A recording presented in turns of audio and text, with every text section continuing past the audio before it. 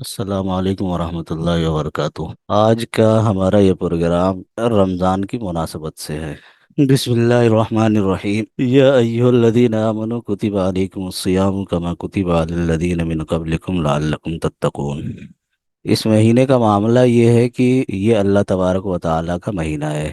حدیث میں ہے کہ رمضان و شہر اللہ، کہ رمضان اللہ کا مہینہ ہے۔ اللہ کا مہینہ ہونے کا مطلب یہ ہے کہ اس مہینے کو خصوصی نسبت حاصل ہے اللہ تبارک و تعالیٰ سے، اور اللہ کی خصوصی رحمتیں اور توجہات بندوں کی طرف ہوتی ہے اس مہینے کے اندر۔ اس کی اہمیت کے پیش نظر اس مہینے کو کیسے گزارا جائے یا اس مہینے میں کیا کام کیا جائے، پہلے سے اس کی تیاری ہونی چاہیے۔ اس موضوع پر مختلف پروگرام تو ہوتے ہی رہتے ہیں کہ یہ مہینہ کیسے گزارا جائے، کیا کیا جائے۔ ایک بنیادی بات تو سارے لوگ بتاتے ہیں کہ نیکیوں کا اہتمام ہو اس مہینے میں، یہ غمخواری کا مہینہ ہے، ہمدردی کا مہینہ ہے، ایک دوسرے کے کام آنے کا مہینہ ہے۔ آج ہم یہ آیت جو میں نے پڑھی ہے، اس آیت کی روشنی میں اس مہینے کے سلسلے میں کچھ بات کریں گے۔ یعنی یا ایھا الذین آمنوا کتب علیکم الصیام، کہ اے ایمان والو تم لوگوں پر روزے کو فرض کیا گیا ہے، کما کتب علی الذین من قبلکم، جیسا کہ یہ تم سے پہلے لوگوں پر فرض تھا۔ یعنی روزہ تم سے لوگ پہلے امتوں پر جیسے فرض تھا ویسے ہی تمہارے اوپر بھی فرض ہے، لعلکم تتقون، تاکہ تم متقی ہو جاؤ۔ تو اسی آیت کی روشنی میں کچھ خاص چیزیں، کچھ خاص باتیں ہم دیکھیں گے، عمومی باتوں سے ہٹ کر کے اور عمومی چیزوں سے ہٹ کر کے کچھ غور و فکر کرنے کی کوشش کریں گے۔ رمضان کے سلسلے میں ایک بات تو سب کو معلوم ہے کہ رمضان اور قرآن میں خاص مناسبت ہوا کرتی ہے۔ تو یہ بات تو سب کو معلوم ہے کہ رمضان اور قرآن میں خاص مناسبت ہوتی ہے، لیکن صرف رمضان اور قرآن ہی کا معاملہ نہیں ہے۔ رمضان میں اصل میں یہ تین چیزیں ہوتی ہیں، ایک رمضان، دوسرے قرآن اور تیسرے تقوی۔ آگے ایک آیت ہے، شہر رمضان الذی انزل فیہ القرآن، کی رمضان کا وہ مہینہ ہے جس میں ہم نے قرآن کو نازل کیا۔ تو ظاہر ہے کہ رمضان کے مہینے میں قرآن نازل ہوا اور قرآن کے اندر رمضان کا ذکر ہے، تو یہ دونوں مناسبتیں تو بالکل واضح ہیں۔ لیکن اس کے ساتھ ساتھ، روزے کے ساتھ ساتھ، اللہ تبارک و تعالیٰ نے تقوی کا بھی ذکر کیا، لعلکم تتقون، تاکہ تم متقی ہو جاؤ۔ یعنی روزے کا جو مقصد ہے وہ تقوی کا حصول ہے، تقوی کو حاصل کرنا ہے، یہی اس کا اصل مقصد ہے۔ تو اصل میں یہ کل تین چیزیں ہیں، رمضان، قرآن اور تقوی۔ رمضان اور قرآن جب یہ دونوں چیزیں ملیں گی تو تیسری چیز حاصل ہوگی تقوی کی صورت میں۔ اگر رمضان اور قرآن دونوں چیزیں ملی اور تیسری چیز حاصل نہیں ہوئی تقوی کی صورت میں، تو سمجھیے کہ ایسے شخص کا نہ رمضان کارآمد ہے نہ اس کا قرآن کارآمد ہے، اگر تقوی حاصل نہیں ہوا تو ان دو کے نتیجے میں تیسری چیز کا ملنا لازمی ہے، لعلکم تتقون۔ روزے کا تقوی کے اندر خاص دخل ہوتا ہے، اس معنی کر کے خاص دخل ہوتا ہے کہ رسول اللہ صلی اللہ علیہ وسلم سے ایک صحابی نے پوچھا تھا کہ تقوی کیسے پیدا ہوگا، یعنی اگر میں متقی بننا چاہوں تو میں کیسے متقی بن سکتا ہوں؟ تو رسول اللہ صلی اللہ علیہ وسلم نے فرمایا تھا کہ علیکم بالصوم فإنہ لا مثل لہ، کہ تمہارے اوپر روزہ رکھنا لازم ہے، اگر تم متقی بننا چاہتے ہو تو روزہ رکھو، اس لیے کہ تقوی پیدا کرنے میں روزے سے زیادہ مؤثر کوئی چیز نہیں ہے۔ تقوی پیدا کرنے میں سب سے زیادہ مؤثر چیز جو ہوتی ہے وہ روزہ ہوتی ہے، کہ آدمی روزہ رکھتا ہے تو پھر وہ متقی ہوتا ہے، اللہ سے قریب ہوتا ہے۔ ظاہری اعتبار سے اگر آپ غور کریں تو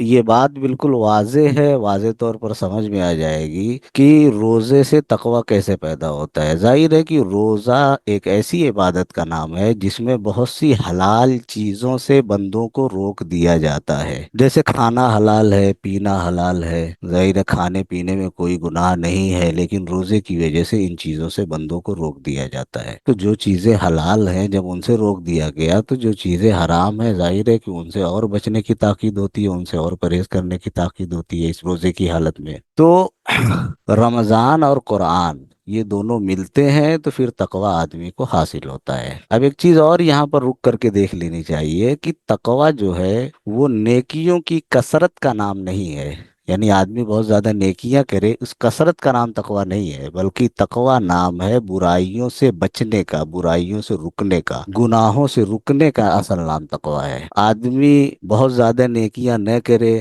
بہت زیادہ نفلی عبادتیں نہ پڑھے، نفلی صدقات اور خیرات نہ کرے تو کوئی اتنا مسئلہ نہیں ہے، لیکن اگر وہ گناہوں سے بچ رہا ہے تو پھر وہ متقی سمجھا جائے گا۔ جو نفلی عبادتیں ہوتی ہیں یا جو نفلی چیزیں ہوتی ہیں جن کا جن کا تعلق فرائض سے نہیں ہوتا ہے ان کے بارے میں باز پرس نہیں ہوگی۔ کتنی نفلی نمازیں پڑھی ہیں اس کے بارے میں نہیں پوچھا جائے گا، کتنے لوگوں کا تعاون کیا اس کے بارے میں نہیں پوچھا جائے گا، لیکن اس کے بارے میں ضرور پوچھا جائے گا کہ فلاں گناہ کو تم نے کیوں کیا، فلاں معصیت تم نے کیوں کی، فلاں جگہ یا فلاں موقع پر اللہ کی نافرمانی تم نے کیوں۔ تو تقوی پیدا ہوتا ہے روزہ رکھنے سے، اور روزہ رکھنے میں اصل چیز جو ہوتی ہے وہ یہ کہ گناہوں سے روک دیا جاتا ہے، شہوت ختم کر دی جاتی ہے۔ آدمی جب بھوکا ہوتا ہے، جب پیاسا ہوتا ہے، تو اس کی جو دوسری شہوتیں ہوتی ہیں یا اس کے جو دوسرے جذبات ہوتے ہیں وہ خود بخود سرد ہو جاتے ہیں۔ جب وہ سرد ہو جاتے ہیں تو گناہوں کی کشش انسانوں کی نگاہ میں کم ہو جاتی ہے، گناہوں کی طرف میلان انسان کا کم ہو جاتا ہے، اور جب گناہوں کی طرف میلان کم ہوتا ہے تو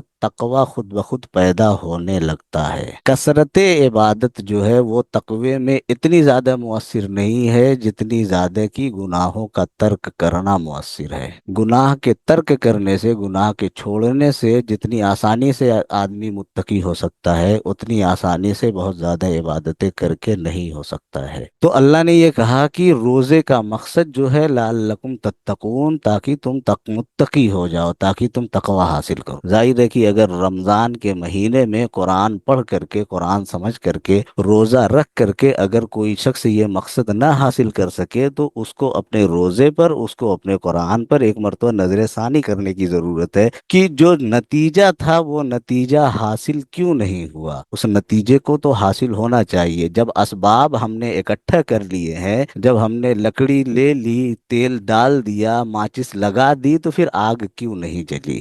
ظاہر ہے کہ آگ نہ جلنے کی وجہ یہی ہو سکتی ہے کہ یا تو تیل کھوٹا ہو یا لکڑی صحیح نہ ہو، تبھی تو آگ نہیں جلی، ورنہ جب اسباب اکٹھے ہو گئے تو آگ جلنی چاہیے۔ اسی طریقے سے جب رمضان کا مہینہ ہم کو مل گیا، رمضان کو ہم نے پا لیا، رمضان میں ہم نے قرآن سے تعلق پیدا کر لیا، فہم قرآن کے ذریعے، قرآن کی تلاوت کے ذریعے اور قرآن کو یاد کرنے کے ذریعے یا کسی بھی ذریعے سے جب یہ چیز ہم نے پیدا کر لی، تو پھر اگر تقوی نہیں پیدا ہوا تو اس کا مطلب یہ ہے کہ یا تو ہمارے تعلق میں کمزوری تھی یا پھر یہ ہے کہ ہمارے روزے میں کمزوری تھی، ورنہ تقوی تو پیدا ہونا چاہیے۔ اب ایک مسئلہ یہ ہے کہ تقوی کوئی ایسی چیز نہیں ہے کہ جو بالکل اچانک یکلخت پیدا کر لی جائے، بالکل اچانک یکلخت یہ پیدا ہونے والی چیز نہیں ہے۔ بہت سے لوگوں کے ساتھ اس طرح کا معاملہ ہوتا ہے کہ وہ یکلخت تقوی پیدا کر لیتے ہیں، جن کے اعصاب مضبوط ہوتے ہیں، جن کے اعصاب مضبوط ہوتے ہیں، جن کی قوت ارادہ مضبوط ہوتی ہے، ان کے لیے تو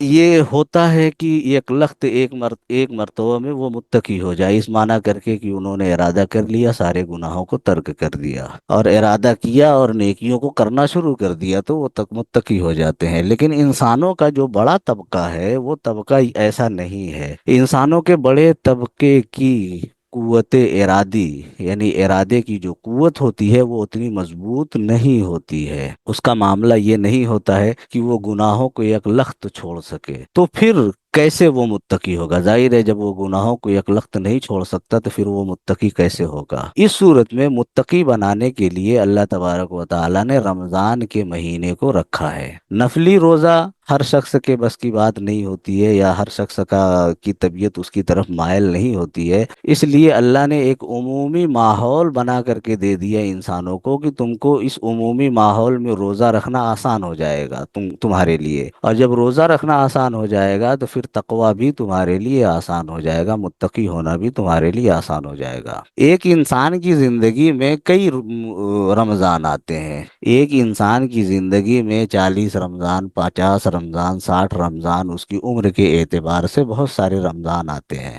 ہر رمضان جو ہے ایک موقع ہوتا ہے آدمی کے لیے کہ وہ اپنے تقوی میں اضافہ کر سکے، کہ وہ اپنے تقوی کو بڑھا سکے، اللہ کی جو خشیت ہوتی ہے، اللہ کی جو محبت ہوتی ہے اس کو بڑھا سکے۔ تقوی انہی دونوں چیزوں کا نام ہے، اللہ کی خشیت اور اللہ کی محبت، یا دوسرے لفظوں میں اگر کہیں تو تقوی نام ہے دو چیزوں کا۔ ایک تو یہ کہ خالق اور اپنے درمیان، یعنی آدمی اللہ اور اپنی ذات سے جو رابطہ ہے اس رابطے کے درمیان مخلوق کو نکال دے، یعنی اللہ سے ہمارا کیسا رابطہ ہے، اللہ سے ہمارا کیسا تعلق ہے، اس درمیان سے مخلوق کو نکال دے۔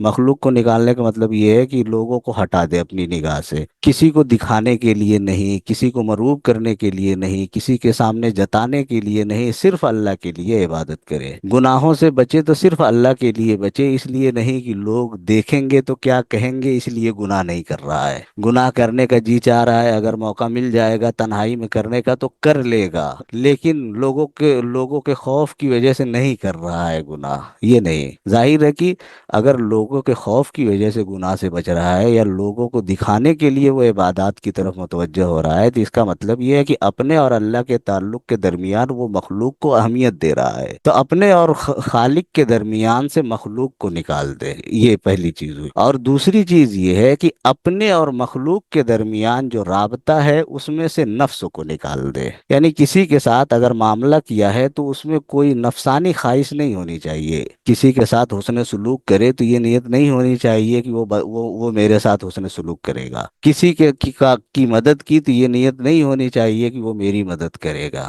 کسی کے ساتھ اچھا معاملہ کیا تو یہ نیت نہیں ہونی چاہیے کہ وہ میرے ساتھ بھی اچھا معاملہ کرے گا۔ نفس کو نکال دے، اپنی خواہشات کو نکال دے، اگر یہ دو چیزیں کسی بھی بندے کو حاصل ہو گئی تو سمجھیے کہ اس کو تقوی حاصل ہو گیا۔ یہ ہے آسان چیز لیکن کرنے میں مشکل بھی ہو جاتی ہے، لیکن آدمی اگر مخلص ہو تو پھر یہ کچھ مشکل نہیں ہے۔ تو یہ دو چیز یاد رکھیے، اپنے اور خالق کے درمیان کے رشتے سے مخلوق کو ہٹا دے، اور اپنے اور مخلوق کے درمیان کے رشتے سے نفس کو ہٹا دے، بس یہ دو چیزیں ہٹا دے، مخلوق کو خالق اور اپنے رشتے کے درمیان، اور نفس کو ہٹا دے اپنے اور مخلوق کے رشتے کے درمیان، یہ دو چیزیں ہٹا دے، آدمی کو تقوی حاصل ہو گیا، یہی تقوی ہے۔ مصیبتیں جو پیدا ہوتی ہیں یا آدمی جو ابتلاءات میں پڑتا ہے یا گناہوں میں جو پڑتا ہے وہ انہی دونوں چیزوں کی وجہ سے پڑتا ہے۔ عبادت کر رہا ہے مکاری کی بنیاد پر لوگوں کو دکھانے کے لیے، ظاہر ہے اس کی عبادت کا کوئی فائدہ نہیں، لوگوں کے ساتھ وہ حسن سلوک کر رہا ہے لیکن اس نیت سے کر رہا ہے کہ لوگ اس کو اچھا سمجھیں گے، ظاہر ہے کہ پھر اس حسن سلوک کا بھی کوئی فائدہ نہیں۔ تو دنیا کے اندر دو ہی چیزیں ہیں، ایک اللہ کا ہے حق، ایک بندوں کا حق، اللہ کے حق میں بندوں کو ہٹا دے اور بندوں کے حق میں اپنے کو ہٹا دے، اپنی ذات کو ہٹا دے، بس یہ تقوی حاصل ہو گیا، یہی چیز ہے۔ اللہ تبارک و تعالی رمضان کی صورت میں اور روزے کی صورت میں ہر انسان کو موقع دیتے ہیں کہ وہ متقی ہو سکے، اور اس میں ایک ایسا عمل کرواتے ہیں کہ جو تقوی پیدا کرنے میں بہت زیادہ مؤثر ہے، روزہ رکھواتے ہیں۔ اور ظاہر ہے کہ روزہ جو ہے ایک عمومی ماحول کے ساتھ رکھا جائے تو پھر وہ دلچسپ ہو جاتا ہے، پھر وہ مزے کی چیز ہو جاتی ہے۔ ایک عمومی ماحول ہے، سارے مسلمان روزے سے ہیں، سارے لوگ روزے سے ہیں، تو وہ ایک دلچسپ چیز بن جاتی ہے۔ یہ اللہ کا بہت بڑا احسان ہے کہ اس نے رمضان کو مجموعی طور پر سب کے لیے رکھا ہے، اگر انفرادی طور پر رکھ دیتا تو لوگ پریشان ہو جاتے، اس معنی کر کے کہ کسی کا رمضان اب شروع ہو رہا ہے، کسی کا رمضان اب شروع ہو رہا ہے، تو تنہا روزہ رکھنا مشکل ہو جائے گا، لیکن یہ پوری ایک جماعت، پوری ایک قوم روزہ رکھ رہی ہے تو پھر یہ آسان، تو اللہ نے روزہ دیا، اس کو آسان بھی کیا، اور اس کے اندر جو سب سے بنیادی چیز ہے اس بنیادی چیز کے پیدا کرنے کی صلاحیت بھی رکھی، یعنی تقوی کے پیدا کرنے کی صلاحیت بھی رکھی۔ رمضان کا مہینہ انسان کی زندگی میں تقوی حاصل کرنے کا موقع بن کر کے آتا ہے۔ اب یہ ہے کہ ایک ہی رمضان میں آدمی مکمل طور پر متقی نہ ہو سکے تو جو کور کسر بچی ہوئی ہے وہ اگلے رمضان میں پوری کر لے، پھر اس کے بعد والے رمضان میں، پھر اس کے بعد والے رمضان میں، مختلف رمضان انسان کی زندگی میں آتے ہیں اور چاہے تو ان چیزوں کو حاصل کر سکتا ہے۔ رمضان کا مہینہ جب شروع ہو تو شروع ہونے سے پہلے اس کی منصوبہ بندی کرنی چاہیے، اس کی پلاننگ کرنی چاہیے۔ سب سے بنیادی چیز جو انسان کی نگاہ کے سامنے ہونی چاہیے رمضان کے مہینے سے کہ اس کو متقی بننا ہے، سب سے بنیادی مقصد یہ ہونا چاہیے کہ یہ رمضان کا مہینہ آئے گا تو اس رمضان کے مہینے میں ہم اپنے تقوی میں اضافہ کریں، ہم اپنے تقوی کو بڑھائیں، ہم اپنے تقوی میں اضافہ کریں گے۔ اب تقوی میں اضافہ کرنے کی آسان سی صورت یہ ہے کہ آدمی گناہ چھوڑ دے، کوئی ایک گناہ چھوڑ دے۔ رمضان کے مہینوں میں عبادتوں کا ماحول بنا رہتا ہے، اس لیے عبادتیں کرنا آسان ہوتی، نماز پڑھنا آسان ہوتا ہے، روزہ رکھنا آسان ہوتا ہے، ایک ماحول بنا رہتا ہے۔ عبادتوں کے اندر اضافہ کرنا یہ بھی بہتر چیز ہے، یہ بھی اچھی چیز ہے کہ رمضان کے مہینوں میں عبادتوں کے اندر اضافہ ہو جاتا ہے، لیکن عبادتوں میں اضافہ کرنے سے پہلے کچھ نہ کچھ گناہ ایسے ہونے چاہیے جن کو چھوڑ دے آدمی، جن کو ترک کرنے کا مکمل اور پختہ ارادہ کر لے۔ ہر شخص کو اپنی ذاتی زندگی کے بارے میں معلوم ہے کہ اس کی ذاتی زندگی میں کیسے گناہ ہے، کس طرح کے گناہ ہے۔ ہر شخص کی زندگی میں کچھ گناہ ایسے ہوتے ہیں، کچھ غلطیاں ایسی ہوتی ہیں کہ جن کو وہ چھوڑنا چاہتا ہے لیکن نہیں چھوڑ پاتا، کسی وجہ سے، کسی بنیاد پر وہ اس کو نہیں چھوڑ پاتا۔ یہ ہوتا ہے، سب کے ساتھ ہوتا ہے، ہر انسان کے ساتھ ہوتا ہے۔ ہر شخص کو اپنے بارے میں معلوم ہے کہ وہ کون سا گناہ چھوڑنا چاہتا ہے اور نہیں چھوڑ پاتا ہے۔ آدمی اپنے دل کے اندر اپنے گناہوں کی ایک لسٹ بنائے، اپنی ڈائری پر بنائے، اپنے ذہن میں اپنے گناہوں کی ایک لسٹ بنائے، اور اس میں منتخب کرے کہ اس رمضان کے مہینے میں ہم کو اس گناہ کو ترک کرنا ہے،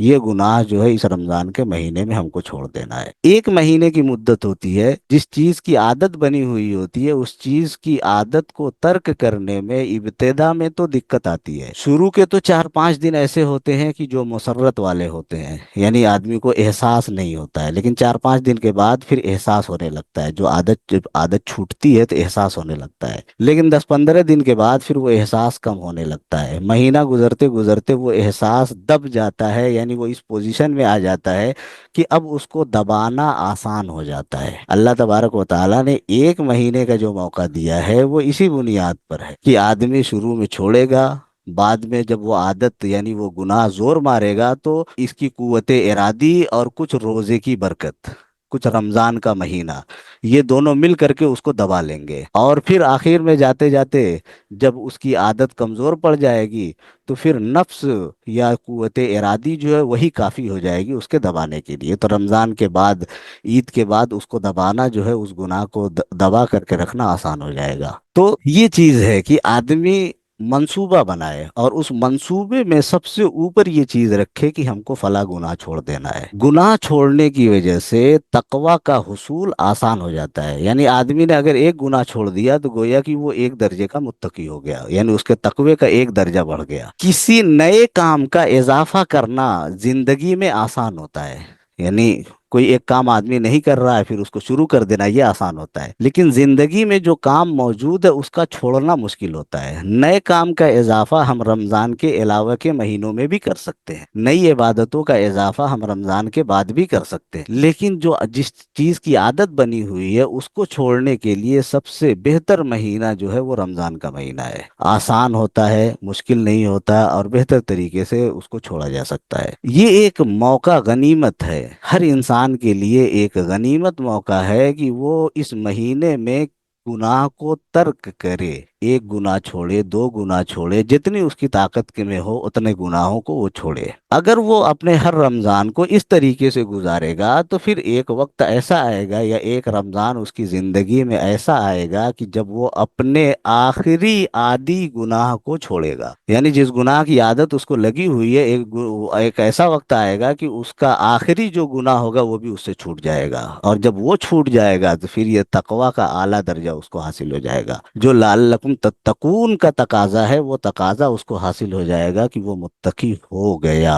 تو کئی چیزیں ہیں، ایک تو ایک مہینہ اللہ نے جو رکھا یہ بھی بہت بڑا احسان ہے، ایک زندگی میں بار بار رمضان کا پلٹ کر کے آنا یہ بھی بڑا احسان ہے کہ آدمی بالکلیہ طور پر اپنے سارے گناہوں کو چھوڑ دے۔ تو لعلکم تتقون، تقوی حاصل کرنے کے لیے یہ سب سے بہتر طریقہ ہے، یہ سب سے بہتر موقع ہے، سب سے بہتر طریقہ ہے۔ پھر عقلی اعتبار سے بھی اگر دیکھا جائے تو یہ چیز ضروری ہے، اس بنیاد کر کے، اس معنی کر کے کہ رمضان کے مہینے میں آدمی کے اندر خیر خواہی کا جذبہ وغیرہ بڑھ جاتا ہے، تو مسئلہ یہ ہے کہ اس نے کسی کی مدد کر دی، اس نے کسی کا تعاون کر دیا، سب اپنی جگہ پر صحیح ہے، یہ ساری نیکیوں کے کام ہے اور ان نیکیوں کا فائدہ اس کو ملتا رہے گا، لیکن یہ کام جو اس نے کیا ہے وہ یہ دوسروں کے لیے کیا ہے نا، خود اپنے لیے اس نے کیا کیا؟ آدمی آخرت کے معاملے میں آدمی کو اپنی ذات کو ترجیح دینی چاہیے، یہ واضح رہنا چاہیے سب کے ذہن میں کہ دنیا کے معاملے میں دوسروں کو ترجیح دینی ہے، آخرت کے معاملے میں اپنے کو ترجیح دینی ہے، یعنی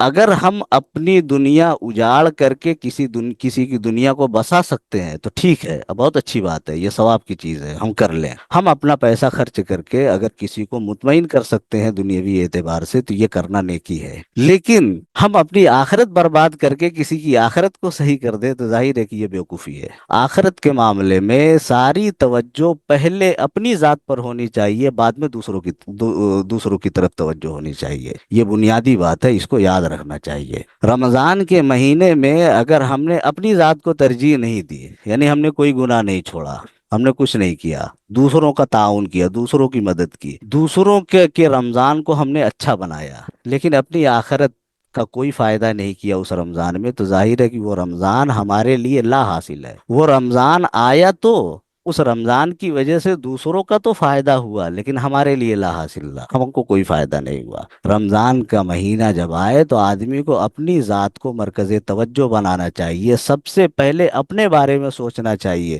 کہ ہم اپنی آخرت کیسے صحیح کریں۔ یہ بعد میں سوچنا چاہیے کہ ہم اس کی مدد کیسے کریں گے، پہلے یہ سوچنا چاہیے کہ ہم اپنی آخرت کیسے صحیح کریں گے، پہلے اپنی ذات کو دیکھیں۔ ظاہر ہے کسی نے رمضان کے مہینے میں دوسروں کی مدد کی، خوب مدد کی، لیکن اپنے گناہوں کو نہیں چھوڑا، تو قیامت کے دن اس سے دوسروں کی مدد کے بارے میں بعد میں پوچھا جائے گا، پہلے اس سے اس کے گناہوں کے بارے میں پوچھا جائے گا، پہلے اس سے یہ پوچھا جائے گا کہ تم نے یہ گناہ کیوں کیا۔ یہ بالکل ایسے ہی ہے کہ جیسے کوئی شخص کیچڑ میں ڈوب کر کے دوسروں کے اوپر گلاب کا پانی چھڑکے۔ ظاہر ہے جن کے اوپر گلاب کا پانی پڑے گا وہ تو خوش رہیں گے، لیکن آدمی خود کیچڑ کے دلدل میں پھنسا ہوا ہے۔ عقل مندی یہ نہیں ہے، عقل مندی یہ ہے کہ پہلے وہ گلاب کا پانی آدمی اپنے اوپر ڈالے، اپنے آپ کو خوشبودار کرے، کیچڑ سے نکالے، گلاب کا پانی اپنے اوپر ڈالے، اور پھر اس کے بعد دوسروں کے اوپر ڈالے۔ یہ تو کوئی عقل مندی نہیں ہے کہ آدمی گلاب کا پانی دوسروں پر ڈالتا رہے اور خود کو کیچڑ میں ڈبا کر کے رکھے۔ تو مرکز توجہ جو انسان کا ہونا چاہیے رمضان کے مہینے میں، وہ اپنی ذات ہونی چاہیے کہ پہلے اپنی ذات کو دیکھے، پھر بعد میں دوسروں کو دیکھے۔ دوسروں کے بارے میں اس سے بعد میں سوال کیا جائے گا، اس کے بارے میں اس سے پہلے سوال کیا جائے گا، اور اس کے لیے ضروری ہے کہ آدمی اندر سے متقی بنے، دل سے متقی بنے۔ رمضان آتا ہے، رمضان کا مہینہ آتا ہے، کتنے لوگوں کو اس کا خیال آتا ہے؟ عام طور سے ہمارے عرف میں یا ہمارے زمانے میں رمضان کی جو پلاننگ کی جاتی ہے یا جو لوگ بتاتے ہیں رمضان کے بارے میں، وہ پلاننگ اس طرح سے کی جاتی ہے کہ ہم یہ سحری کھائیں گے، سحری کھانے کے بعد پھر یہ اتنی تلاوت کریں گے، پھر یہ چاشت کی نماز پڑھیں گے، پھر جو ہے فہم قرآن کے درسگاہ میں شریک ہوں گے، پھر اس کے بعد یہ کریں گے، وہ کریں گے۔ یہ سرے سے نہیں ہوتا کہ ہم گناہوں کو چھوڑیں گے، عبادتیں کم کر لیں لیکن گناہ کو ضرور چھوڑیں، گناہ ضرور چھوڑیں۔ اس مہینے میں یہ بہتر موقع ہوتا ہے، اس مہینے میں چھوڑنا آسان ہوتا ہے دوسرے مہینوں کے مقابلے میں۔ تو سب سے اوپر اس کو رکھیں کہ ہم کو گناہ چھوڑنا ہے، پھر بعد میں عبادتوں کا اضافہ کریں، لیکن سب سے پہلے گناہ چھوڑیں۔ اس لیے کہ آدمی کے لیے ضروری ہے کہ پہلے وہ زہر کھانا چھوڑے، دوا کھانا اس کے لیے ضروری نہیں ہے، زہر چھوڑنا اس کے لیے ضروری ہے۔ اگر کوئی شخص زہر کھا رہا ہے تو ظاہر ہے کہ اس کی صحت کبھی بھی صحیح نہیں ہو سکتی، چاہے وہ کتنی بھی مقوی غذا کھا لے، اس کی صحت کبھی بھی صحیح نہیں ہو سکتی، چاہے وہ کتنی اچھی اچھی دوا کھا لے، لیکن اس کی صحت کبھی بھی صحیح نہیں ہو سکتی، اس لیے کہ وہ زہر بھی استعمال کر رہا ہے۔ صحت اچھی کرنے کے لیے دوا کھانے سے زیادہ ضروری ہے کہ زہر چھوڑے۔ جب تک زہر نہیں چھوڑے گا تب تک کوئی دوا اثر نہیں کرے گی۔ دوائیں اثر کریں گی لیکن ویسی نہیں اثر کریں گی جیسی اثر کرنی چاہیے۔ تو آدمی اگر گناہ نہ چھوڑ کر کے نیکیاں کر رہا ہے تو وہ نیکیاں اثر کریں گی،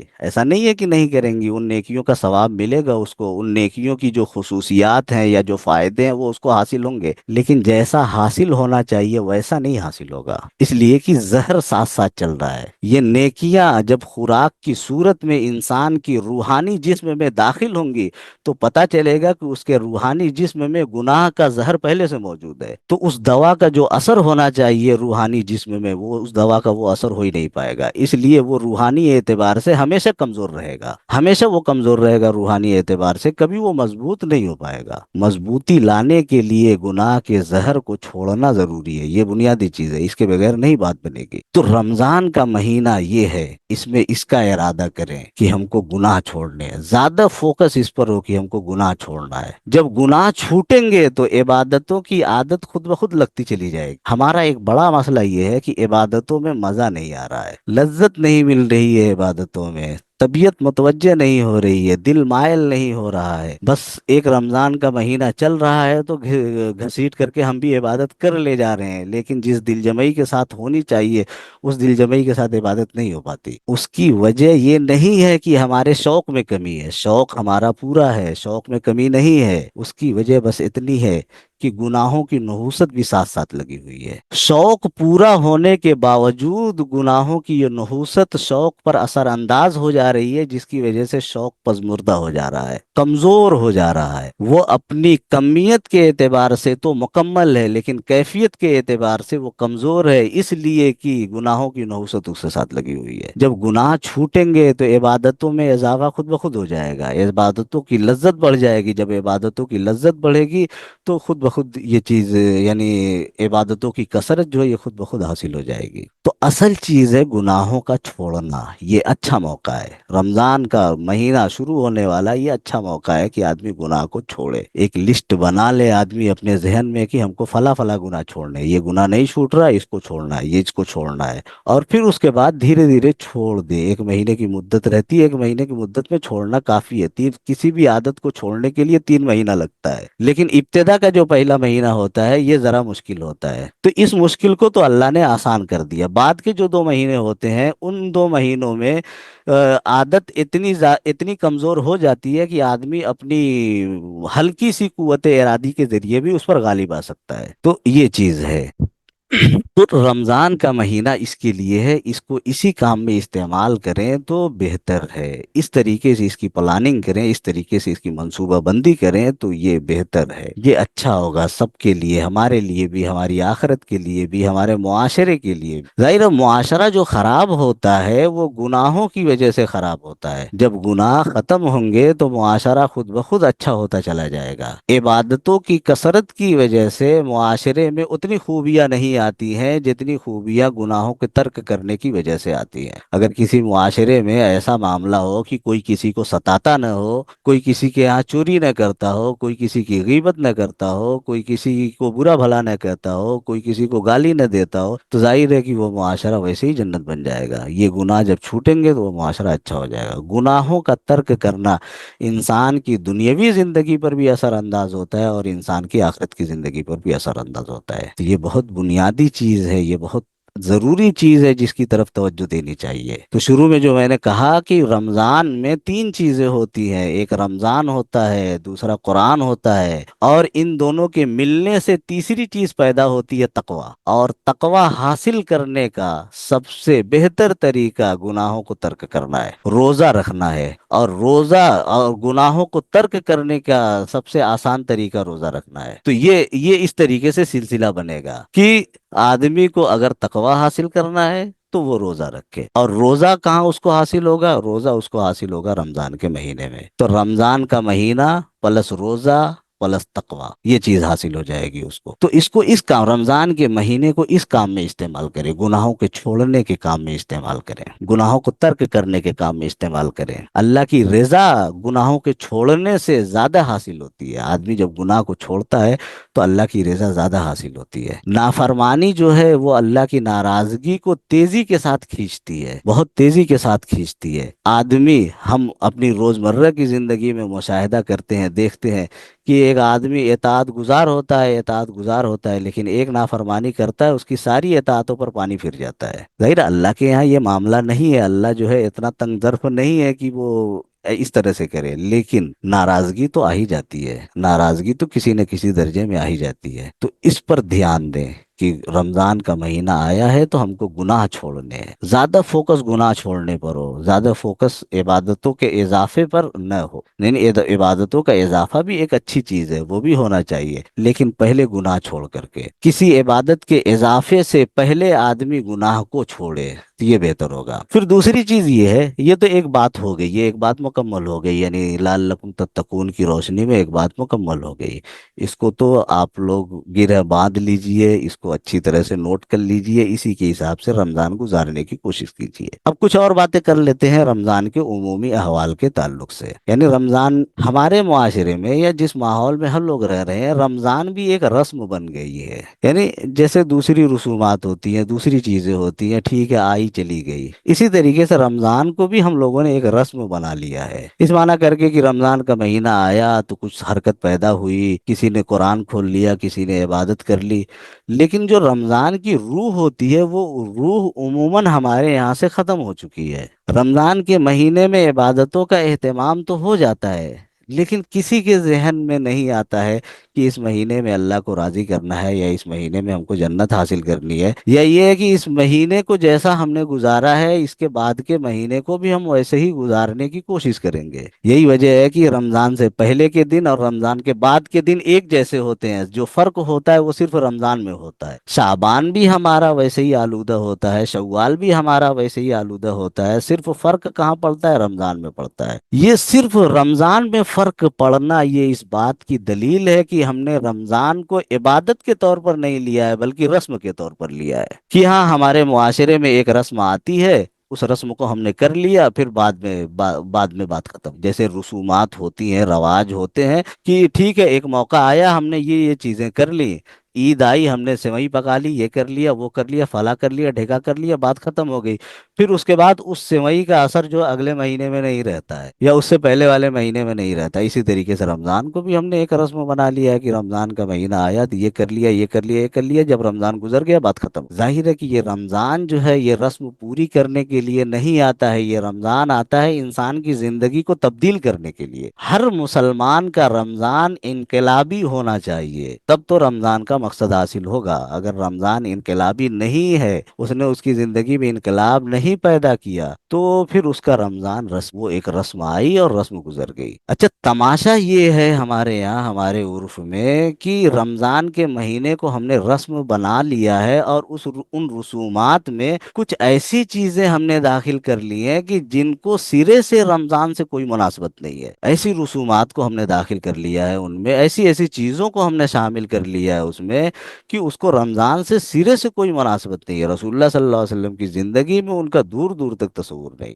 یہ عمومی چیز ہے مسلمانوں کی زندگی میں، اگر میں بتاؤں تو رمضان کے مہینے کو ہم نے کھانے پینے کا مہینہ بنا لیا ہے۔ زبان کا سارا چٹورپن جو اترتا ہے وہ رمضان کے مہینے میں، جتنے اچھے کھانے بننے ہیں وہ رمضان کے مہینے میں بنائے جاتے ہیں، کھانے کا جتنا اہتمام کرنا ہے وہ رمضان کے مہینے میں کیا جاتا ہے۔ کھانا اور سونا ایسا لگتا ہے کہ جیسے رمضان کے مہینے کی شناخت بنا دی ہے مسلمانوں کی، کھاتے ہیں اور سوتے ہیں، کھانے کی چیزیں اچھی اچھی چیزیں بنائی جاتی ہے۔ حالانکہ رمضان کھانے کا مہینہ نہیں ہے، بھوکے رہنے کا مہینہ ہے۔ اللہ نے کہا ہے کہ کلو وشربو ہنیم بما اسلفتم فی الایام الخالیہ، کہ تم لوگ کھاؤ پیو جو تم نے خالی دن گزارے ہیں اس کے بدلے میں، خوش ہو کر کے کھاؤ پیو، سیرابی کے ساتھ کھاؤ پیو جو خالی دن تم نے گزارے ہیں اس کے بدلے میں۔ یہ جنت میں اللہ تبارک و تعالی جنتیوں سے یہ بات کہیں گے کہ تم لوگ کھاؤ۔ ظاہر ہے کہ اللہ نے جب یہ بات کہی کہ بما اسلفتم فی الایام الخالیہ، کہ جو پچھلے دنوں میں تم بھوکے رہے ہو، جو کھانے پینے سے خالی تمہارے دن رہے ہیں، اس کے بدلے میں تم کھاؤ۔ ہمارے دن کھانے پینے سے کہاں خالی ہوتے ہیں؟ رمضان کے مہینے میں ہمارے دن کھانے پینے سے خالی ہوتے ہیں۔ روزہ تو ہم نے رکھ لیا، لیکن جیسے ہی سورج ڈوبتا ہے اس کے بعد جو کھانا شروع کرتے ہیں تو پھر اللہ کی پناہ پوری رات چرتے رہتے ہیں، پوری رات کھاتے رہتے ہیں۔ ظاہر ہے کہ اس کی بنیاد پر، یعنی آدمی اتنا کھا لے گا، اس کھانے کی بنیاد پر اللہ تو نہیں کہے گا کہ بما اسلفتم فی الایام الخالیہ۔ اللہ نے وہاں پر ارشاد فرمایا کہ جو تم نے بغیر کھائے پیے جو دن گزارے ہیں اس کے بدلے میں کھاؤ۔ اس کا مطلب یہ ہے کہ اللہ کی منشا یہ ہے کہ ان دنوں میں کم کھایا جائے۔ ان دنوں رمضان کے دنوں میں تو کھانا نہیں ہے، لیکن رمضان کی راتوں میں بھی کم کھایا جائے۔ اگر زیادہ آدمی کھا رہا ہے تو اس کا مطلب یہ ہے کہ وہ اللہ کی منشا کے خلاف کر رہا ہے۔ اگر آدمی ٹھوس رہا ہے رمضان کی راتوں میں تو کس بنیاد پر وہ اس بات کو سنے گا کہ بما اسلفتم فی الایام الخالیہ؟ کس بنیاد پر سنے گا؟ اس کے کہاں ایام خالیہ ہیں؟ اس کے خالی دن تو ہے نہیں، اس کے تو ٹھسے ہوئے دن ہیں۔ تو یہ آیت بہت واضح طور پر بتا رہی ہے، بہت واضح طور پر اشارہ کر رہی ہے کہ یہ اللہ کی منشا یہ ہے کہ اس رمضان کے مہینے میں کم کھایا جائے، اور ہم نے اس کو کھانے ہی کا مہینہ بنا لیا، خالی کھانے کا مہینہ۔ زبان کی ساری لذتیں اس مہینے میں ہم حاصل کرنے کی کوشش کرتے ہیں، مختلف طرح کے کھانے، افطار الگ ہے، افطار کے بعد پھر کھانا الگ ہے، پھر اس کے بعد تراویح میں کھانا ہے، پھر تراویح کے بعد کھانا ہے، پھر سحری کھانا ہے، یعنی یہ پورے دن میں ملا کر کے 3 مرتبہ کھاتے ہیں عام دنوں میں، اور ان دنوں میں، رمضان کے دنوں میں رات میں ملا کر کے 5 مرتبہ کھا لے۔ ظاہر ہے یہ کھانے کے دن نہیں ہے، یہ عبادت کے دن ہے، یہ بھوکے رہنے کے دن ہے، ان دنوں میں بھوکا رہنا چاہیے۔ سونے کا بھی معاملہ وہی ہوتا ہے کہ نیند لمبی ہو جاتی ہے، جو لوگ 6 گھنٹہ سونے والے ہوتے ہیں وہ 8 گھنٹہ سونے لگتے ہیں، حالانکہ رمضان میں جو لوگ 6 گھنٹہ سونے والے ہیں ان کو 4 گھنٹہ سونا چاہیے۔ سونے کے لیے تھوڑی رمضان کا مہینہ بنا ہے، جاگنے کے لیے بنا ہے، آدمی راتوں میں جاگے، دن میں بھی کبھی زیادہ حصہ بیداری میں گزارے۔ ظاہر ہے کہ جتنا زیادہ حصہ اس کا بیداری میں گزرے گا، ہوش و حواس کے ساتھ گزرے گا، اتنے ہی اس کو عبادات کی توفیق ہوگی۔ آدمی غفلت کی حالت میں اگر گزار رہا ہے تو روزے کی حالت میں سویا ہے تو بھی اس کو ثواب ملے گا، روزے کا ثواب تو تب بھی اس کو ملے گا اگر روزے کی حالت میں سویا ہے تو روزہ رکھ کر۔ لیکن اگر وہ جاگتا رہتا تو کچھ اور نیکیاں کرتا۔ غفلت کی حالت میں کیوں ان دنوں کو آدمی؟ ہمارے یہاں عمومی طور پر عمومی ماحول یہی بنا دیا گیا کہ رمضان کا مہینہ کھاؤ پیو، رمضان کا مہینہ ہے۔ یہ ہے غلطی ہے، ہم لوگوں کی غلطی ہے جس کو سدھارنا چاہیے۔ ہمارا معاشرہ ایسا بن گیا ہے، اب اس کو بدلنا چاہیے، معاشرے کی اس ریت کو بدلنا چاہیے، اس چیز کو بدلنا چاہیے کہ بھائی یہ کھانے کے لیے نہیں ہے۔ افطار کی ضرورت ہے، آدمی بقدر ضرورت افطار کر لے، کھانا ہے تھوڑا تھوڑا، تھوڑا سا کھائے، پیٹ بھر کے کھانے کی کیا ضرورت ہے؟ سال بھر تو آدمی پیٹ بھر کے کھاتے ہی ہے۔ بہت اچھا اچھا کھانا ہے تو پورے 11 مہینے پڑے ہوئے ہیں، آدمی اچھا اچھا کھائے، 11 مہینوں میں اچھا اچھا کھائے، جیسے چاہے ویسے کھائے۔ انہی دنوں میں کیوں کھانا ہے؟ ظاہر ہے کہ زیادہ کھانا یہ عبادت سے روکنے والی چیز ہے، جتنا پیٹ بھرا رہے گا اتنی ہی عبادت نہیں، اور رمضان کا مہینہ عبادت کرنے کے لیے ہے، عبادت سے رکنے کے لیے نہیں۔ اب یہ بات، اس بات پر خاص طور سے میں نے توجہ اس لیے دلائی کہ کھانے کا جو تعلق ہے وہ زیادہ تر گھر گھر سے ہوتا ہے، یعنی خواتین سے اس کا تعلق، اس کی اصلاح میں زیادہ بہتر کردار خواتین ادا کر سکتی، گھروں کی جو خواتین وہ ادا۔ اچھا، ہمارے معاشرے میں خواتین تو ایسی مظلوم ہوتی ہیں، یعنی سب سے مظلوم مخلوق رمضان میں جو ہوتی ہے وہ یہی کہ ان کو کھانا پکانے کی مشین بنا دیا جاتا ہے، یعنی پورے گھر کا کھانا پکائیں، برتن دھوئیں، ان کو عبادتوں کا موقع ہی عام طور سے نہیں ملتا ہے۔ ظاہر ہے کہ ان سب کے بعد بھی یہ ایک سعادت کی بات ہے کہ بھائی کی خدمت بھائی کی خدمت ہو رہی ہے، شوہر کی خدمت ہو رہی ہے، باپ کی خدمت ہو رہی ہے، گھر کے لوگوں کی خدمت ہو رہی ہے، ان کو اطمینان مل رہا ہے، ان کو سکون مل رہا ہے اس کی وجہ سے۔ تو یہ تو بہرحال حقوق العباد کی بنیاد پر اس کا ثواب ملے گا، لیکن یہ ثواب دوسرے مہینوں میں بھی حاصل ہو سکتا ہے۔ رمضان میں عبادت کا جو ثواب ہے کہ فرض جو ہے وہ 70 کے برابر اور نفل جو ہے وہ ایک فرض کے برابر ہو جاتی ہے، ظاہر ہے کہ یہ چیز جو ہے بعد میں نہیں حاصل۔ تو اور خواتین کے ساتھ جو معاملہ ہوتا ہے ہمارے عرف میں رمضان کے مہینے میں، تو ان کو کھانا بنانے کی مشین بنا کر کے رکھ دیا جاتا ہے کہ وہ کھانا بنائے، سحری بنائے، افطار بنائے، یہ یعنی اب چونکہ لذائذ کی کثرت ہوتی ہے، یعنی زیادہ چیزیں بنانی ہوتی ہیں، اس لیے زیادہ وقت لگتا ہے۔ عام دنوں میں ایک طرح کا سالن بنانا ہے، تو روٹی بنانی ہے، چاول بنانا ہے، بات ختم ہو گئی۔ رمضان کے دنوں میں افطار الگ بنانا ہے، کھانا الگ بنانا ہے۔ بھائی یا تو آدمی افطار بنوا لے یا کھانا بنوا لے، کھانا بنوا لے اسی کو افطار میں کھا لے، بات ختم ہو جائے گی۔ کیوں ان کے اوپر ان کو جو ہے عبادتوں سے محروم کیا جا رہا؟ اب ایک ایسا ماحول بن گیا ہے خواتین کے لیے بھی کہ جیسے یہ کوئی چیز ایسی نہیں رہی، یعنی ان کی طرف سے بھی کوئی بات نہیں آتی ہے۔ تو ٹھیک ہے، یہ ان کی اطاعت کی بات ہے، یہ ان کی خود سپردگی کی بات ہے، لیکن مردوں کو سوچنا چاہیے کہ ہم کو جتنا عبادت کا موقع مل رہا ہے وہ موقع ان کو بھی۔ یہ چیز جو ہے اس کی اصلاح بہتر طریقے سے خواتین کر سکتی ہیں۔ اب ظاہر ہے کہ اصلاح کے لیے یہ نہیں ہے کہ وہ لڑیں جھگڑیں یا یہ کہ کچھ کہیں، لیکن بار بار اس کی طرف توجہ تو دلائیں۔ شوہر ہے تو اس کو متوجہ کریں کہ بھائی دیکھو یہ چیز نہیں ہو پا رہی ہے، کچھ کم کر لیتے ہیں۔ گھر کا معاملہ ہے تو بھائی بہن وغیرہ کو متوجہ کریں کہ ہم بھی عبادت کرنا چاہتے ہیں لیکن بہت زیادہ موقع نہیں مل پاتا، ہم کو متوجہ کریں، بار بار متوجہ کریں گے، 1 سال 2 سال 3 سال 4 سال میں جا کر کے बात बन जाएगी। धीरे धीरे मुतवज्जे करेंगे, बात बन जाएगी। लड़ने झगड़ने की कोई जरूरत नहीं है, मुतवज्जे करने की जरूरत है। एक एक वक्त आएगा तो की बात बन जाएगी। तो ये उमूमी जो माहौल बन गया, इस उमूमी माहौल को बदलने की भी जरूरत है। रमजान की पूरी बरकतें हासिल करने के लिए इसको भी बदलना पड़ेगा। पूरी बरकतें हमको इस माहौल की वजह से नहीं मिल पाती हैं। जाहिर है माहौल का असर जो है वो इंसान की जिंदगी पर पड़ता है, फितरी तौर पर पड़ता है। तो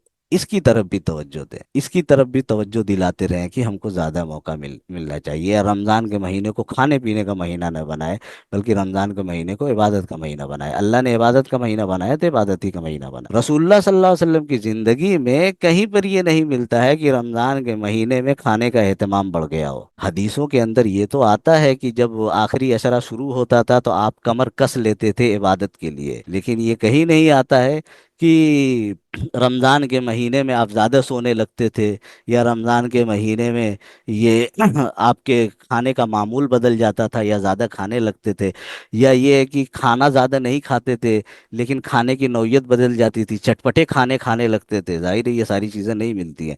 ये चटपटा खाना है, ज़्यादा सोना है, ज़्यादा खाना है, ये सब ने हम ये सारी चीज़ें हमने अपनी तरफ से इजाफा। जाहिर है कि जो हमारा इजाफा होगा वो तो काबिल रद्द है ना। रसूलुल्लाह सल्लल्लाहु अलैहि वसल्लम के मुकाबले में किसी भी चीज का जो इजाफा किया जाएगा वो काबिल रद्द है, वो काबिल कबूल नहीं है। इसलिए तब्दीली की जरूरत है, बहरहाल तब्दीली की जरूरत है। रमजान का महीना आता था तो अज़वाज मुतहरात पर पकाने का बोझ नहीं बढ़ता था, उनको इबादतों का मौका मिलता था पूरा पूरा, उनको उनके ऊपर बोझ नहीं बढ़ता था कि बहुत ज्यादा अब पकाना पकाना पड़ेगा। तो ये एक चीज है जिसकी तरफ धीरे धीरे करके इनकी इस्लाह की जा सकती है। और इनकी इस्लाह जो है वो घर के अंदर ही से हो, बाहर से नहीं। बाकी 11 महीने आदमी खाए, शानदार पका करके खाए। एक महीना तो बख्श दे, एक महीना तो कम से कम इबादत वगैरह कर ले। तो ये जरूरत है, ये एक उमूमी जरूरत है जिसकी इस्लाह होनी चाहिए ताकि रमजान का मुकम्मल फायदा हासिल। तो ये दो चीजें हुई, एक का ताल्लुक तो अपनी जात से है और एक का ताल्लुक हमारे उमूमी माहौल से, हमारे माशरे से। रमजान की प्लानिंग इन्हीं दोनों चीजों को सामने रख करके करनी चाहिए। एक तो ये पहला इरादा तो ये होना चाहिए कि हमको तकवा पैदा करना है, हमको मुत्तकी बनना है। और मुत्तकी बनने के लिए रोजा, और रोजा जब आदमी रखता है तो गुनाह का छोड़ना आसान हो जाता है। और जब गुनाह का छोड़ना आसान हो जाता है, जब गुनाह छूटता है तो आदमी के अंदर तकवा खुद ब खुद पैदा हो जाता है। ये बिल्कुल एक सिलसिलावार तरीका है कि रोजे की वजह से गुनाह की ताकत कमजोर होगी, और जब गुनाह की ताकत कमजोर होगी तो फिर तकवा पैदा हो जाएगा। तो तकवा जो है ये रमजान के महीने में पहली तरजीह होनी चाहिए, और उसको पैदा करने के लिए सबसे पहली तरजीह ये होनी चाहिए कि हम गुनाह छोड़ें। रमजान के महीने की आप मंसूबा आप बनाएं तो उस मंसूबे में सबसे ऊपर इस बात को रखें कि हम गुनाह छोड़ेंगे। इस साल ये गुनाह छोड़ेंगे, इसके बाद वाले साल ये गुनाह छोड़ेंगे, उसके बाद वाले साल ये गुनाह छोड़ेंगे। एक वक्त आएगा कि आदमी की जिंदगी से सारे गुनाह निकल जाएंगे और वो मुत्तकी हो जाएगा, लअल्लकुम तत्तकून। और दूसरा ये कि ये माहौल खत्म किया जाए, खत्म करने की कोशिश करें, जो खाने पीने और सोने का जो माहौल बना हुआ है इस माहौल को खत्म। उम्मीद है कि बातें समझ में आई होंगी, इस हिसाब से रमजान की प्लानिंग करें तो बहुत अच्छा, बहुत बेहतर है। अस्सलाम वालेकुम, तुमसे थोड़ी सलाम किए हुए। अल्लाह।